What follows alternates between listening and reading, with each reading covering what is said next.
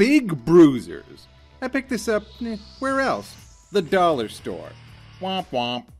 I want to make one thing clear. I did not buy this. I bought this. You see, there's a company that repackages surplus comics and trading cards and resells them to the Dollar Tree. Most of it reeks of 90s nostalgia. Oh man, these cards actually fused together. Sometimes they sell these superhero comic book collector's kits, which is a random comic and a random pack of cards. You see, I bought this to get to these. But more on that later. But for now, look at this cover. It really was ahead of its time. It had a team of only Hulks way before Marvel did. And when you open it up, the first page does not disappoint.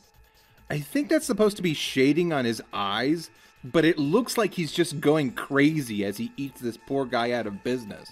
So anyway, some alien force is abducting these big burly types and... Wait a minute.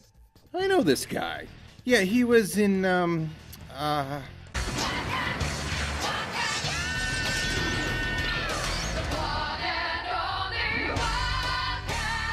Yeah, how could I forget? Didn't recognize him without the Barney suit. Up until this point, I thought this was just an original concept about three incredibly generic rip-off characters coming together to form their own team. I had no idea that these were established rip-off characters. It's like Image Comics pulled an April Fool's Day joke on me. Surprise! You've seen all these characters before. Yeah, I know I have. Surfer Dude Colossus, Teenage Ben Grimm, and Ant-Man Hulk.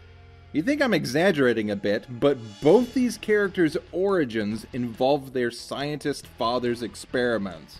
Except for Maul, he is a scientist. You see, a far-off alien planet has an ancient prophecy tied to this clay figure which shares a mixture of features from all of our heroes. While trying to summon the one true hero that will save them from a catastrophic horde, they end up summoning all three. Plus this shark villain that Maul was holding on to.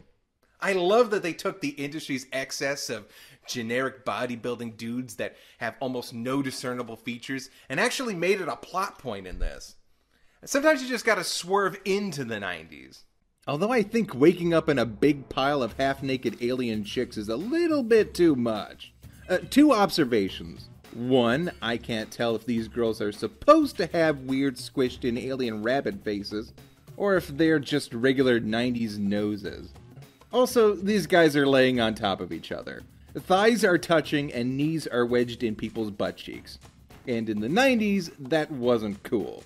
So anyway, they have a tournament-style fight to decide who the true champion is, but really this is just an excuse to showcase their individual powers.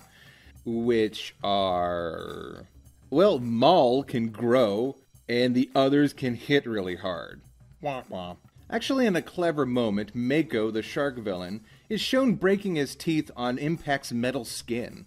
Earlier, it showed he had no trouble hurting Maul, demonstrating that even though he has the size advantage, the others' rock and metal skin are way more durable. Of course, in the end, this accomplishes nothing, and when the Horde actually shows up, all three just end up fighting anyway.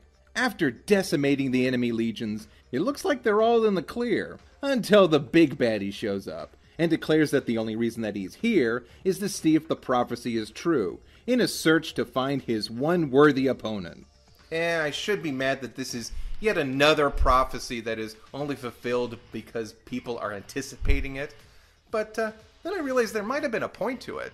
Because if there hadn't been a prophecy that said, wait for this specific date, Beardsley McRollingstones probably would have destroyed the city long ago out of boredom.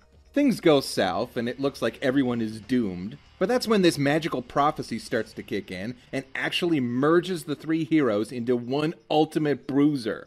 Some sort of greenish Hulk of pure rage. Man, they should make that a superhero. I love how it shares none of the characteristics of the three people that it's made out of, or even the prophecy statue.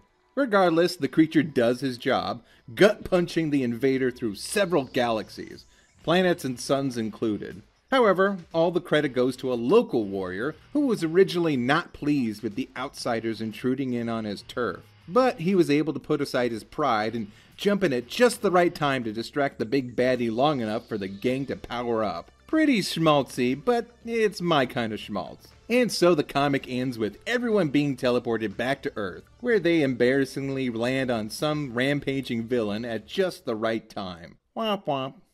You know, when I first saw this, I could not roll my eyes any harder. But I'm actually surprised. This was an enjoyable read. I love the fact that the same confusion I felt looking at this cover was actually a plot point in the story. And the artwork isn't bad at all, especially the back, which is way more interesting than the cover. It's got that exaggerated 90s style that eventually became the streamlined style of the early 2000s.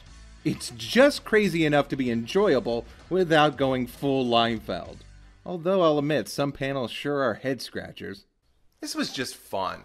And exactly what I needed to remind myself that you don't need to ruin everyone's favorite comic book storyline with your subversive cross-title, Phase 3 cinematic universe, video game launch, theme park tie-in bullshit. You hear that, you clueless Nazi-loving fuck?